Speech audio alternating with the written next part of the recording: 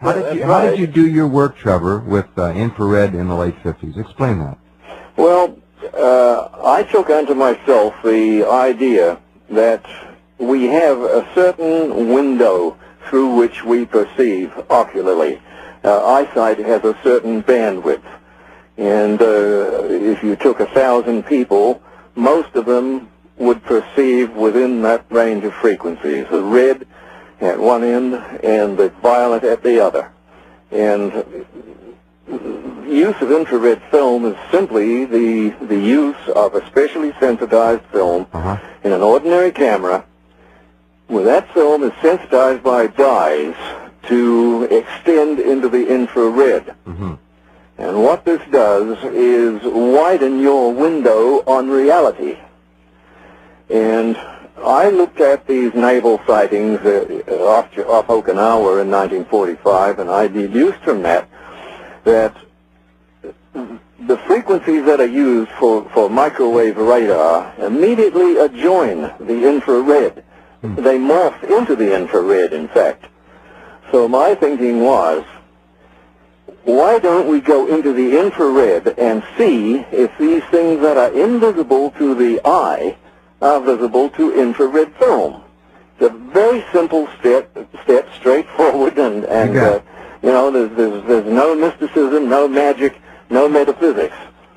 And that's what it did. And of course we started doing it, and here, lo and behold, in this immediately adjacent realm, before the red, the infrared, are forms, objects that we would have to describe as UFOs, but perhaps not the ships from other planets that people had precipitately felt the UFO phenomenon was confined to. But not confined to that at all, No. as you found out. In point of fact, these objects which you photographed, if you will, filmed with infrared film, may well be living organisms in some cases. That's right.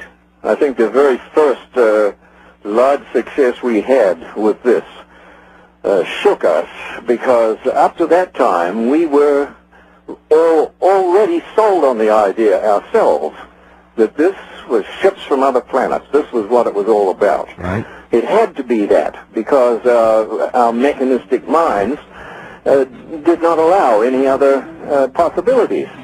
So we hold up this film. It was processed by a professional photographer in North Hollywood. It wasn't even processed by us.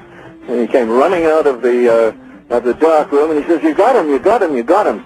And here was this huge disc, you know, that discoidal form on the film that left no doubt that the thing was there. It was something, an artifact that we had not seen, that was right close to us.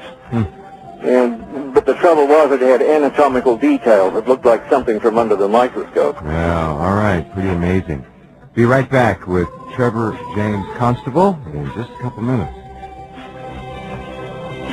Okay, talking with Trevor James Constable about his work in the 1950s, filming with infrared film huge aerial creatures that apparently live in the atmosphere like fish live in the water. These are plasmoidal types of objects. And how many altogether different archetypes did you discover, Trevor? Oh, I would say probably 5 or 6 main types that came through the years to these methods. But the great majority of the things that were detected were spheroidal. And this, of course, relates to the Mexican experience of recent date. Right. That is at least partially due in an etheric sense to the fact that they are heat objects. They consist very largely of warmth ether in those terms. They give off heat. And that's why they are spheroidal also, because spheroidal things are normally produced by the activity of the warmth ether. That's how we understand that. Okay, we need to define ether for our audience again. Well, it's like a very ultra-subtle undergirding to the physical world. It's not accepted by conventional science, but as I have shown in the rain engineering developments, it is technologically accessible with very, very simple equipment. In fact, the devices that I use, I often boast that they are the simplest technological devices in the world. There's nothing simpler. It's a hollow tube with nothing in it. Yeah, and this is how you tap into the ether, and you can make it do what you want within limits, of course. Mm-hmm. But all this should, have long ago received university attention and been driven forward with proper resources as a national priority, instead of being left in the hands of somebody like myself, a lone operator, all by himself, and battling the odds of mass opinion in every phase of it. Well, you're one of the great adventurers of the last half century and into the new century as well, and you're tough, and thanks to you we have this technology now, and I am very proud to say that I own both the videos that I originally. The videos are available. You folks really ought to look at this. If you think it's a joke, it's not. It's amazing. It's pressed down, running over, and actually I've got miles of time-lapse video that I've never released or put together. I just haven't had time to do it. No, well, what you have put out. It is absolutely beyond contradiction. Mm-hmm. And it's not my fault if the universities can't take this up or follow it down. Right. They're trying to send missiles through Saddam Hussein's bathroom window. That's where their heads are. Exactly. Now, the Mexican images, when you first saw the story and saw the pictures, immediately connected back with your work of a half century ago. Oh, absolutely. This incident in Mexico is, in my opinion, the most signal thing that has happened in ufology since the very inception of the modern period with Kenneth Arnold and others. Wow. There's nothing that compares with it for the force that it carries. You have, first of all, a solid statement being issued under the imprimatur of the Secretary of Defense for Mexico. Right. He is the Rumsfeld of Mexico. Mm-hmm. So this is not an individual that you can brush into the gutter. Secondly, you have the men aboard the aeroplane themselves have spoken in interviews to describe exactly and precisely what their experiences were. All of this has been released to the world at large, and the chief feature of it is that they did not see these objects visually. Right. That is the cardinal point, and nothing like this has happened since ufology came into the world in the 40s. We see, apparently, in the skies, emptiness, but Yes. the skies are far from empty. That's right. We found when we were exposing infrared film, and this, Jeff, would also be true right down to this day, that if you expose infrared film and you are careful about how you process the film so that you get a balance between light and dark in the negative, and then you print from that negative like you would an ordinary photograph, Right. and you look very carefully into the background of the print. You see all kinds of forms and shapes that you do not see with the eye, and there are many of the classic Adamski type flying saucers. In a skyscape, you want to photograph in infrared. You just have to look for them in the right way in the photographic prints. Adamski. Right. You said a kind of another legendary Yes. name. Yes, Old George. Yeah. People hearing you talk about these things would say, okay, we can't see them with the naked eye. They're in the infrared range. Does that mean that they're not physically there in our sense of three-dimensional reality, or does it mean that they are there, but they're just vibrating at a different level and we can't see them? That's right. That's exactly right. And the same thing is true at the other side of the visible spectrum, the ultraviolet. When you go beyond the violet, you have another range of form up there.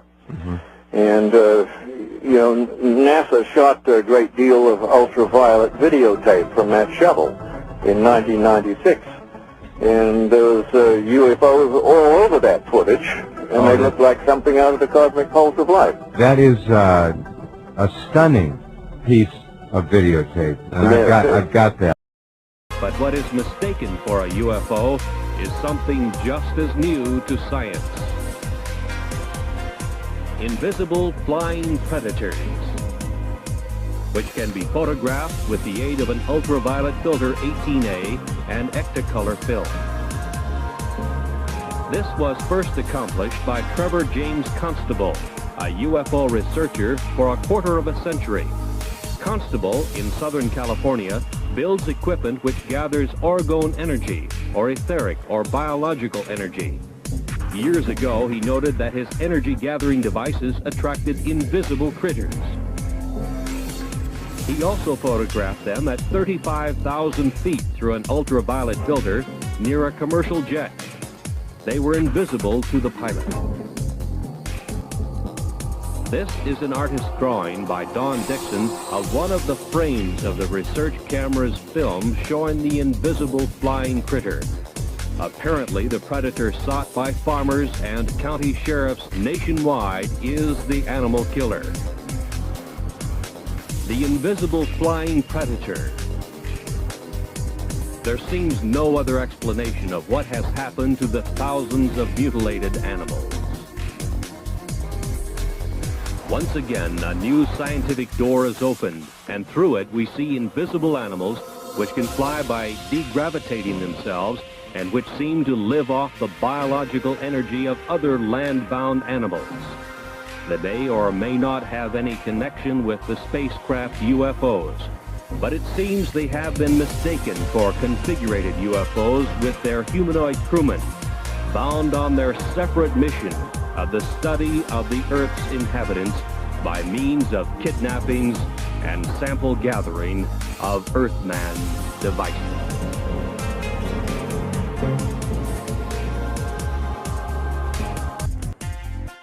These orbs are beyond the visible wavelength, making them invisible to the naked eye. However, they surround us right now. They have been captured on infrared camera many times. NASA is the most notable cause, but the Mexican military also caught them on camera. Many people on YouTube also caught these orbs on camera. They've been captured hundreds, if not thousands of times. Dr. Klaus Hinneman, a former NASA employee, wrote a book called The Orb Project. In the book, he reported that under controlled conditions, using multiple cameras, it appeared that the orb showed some type of intelligence when asked to appear on camera by the photographer. When the Mexican military caught them on camera on March 5, 2004, the pilots claimed they felt as if the orbs knew they were under surveillance. As the orbs resonate on a wavelength beyond visible light, it means they can see us, but we can't see them. So what are they? Trevor James Constable, a former Marine, was one of the first people to photograph these orbs. After reading several books about esoteric energy and doing research of his own, he decided to investigate, so set up ultraviolet and infrared cameras. He caught the same orbs on tape, translucent with a hole in the center. After reviewing his pictures and extending in further research, Trevor had come to a conclusion. He believes that orbs are an amobia-like form of life which exist on Earth and in the universe beyond our sight. He also claimed when provoked, they become predatory.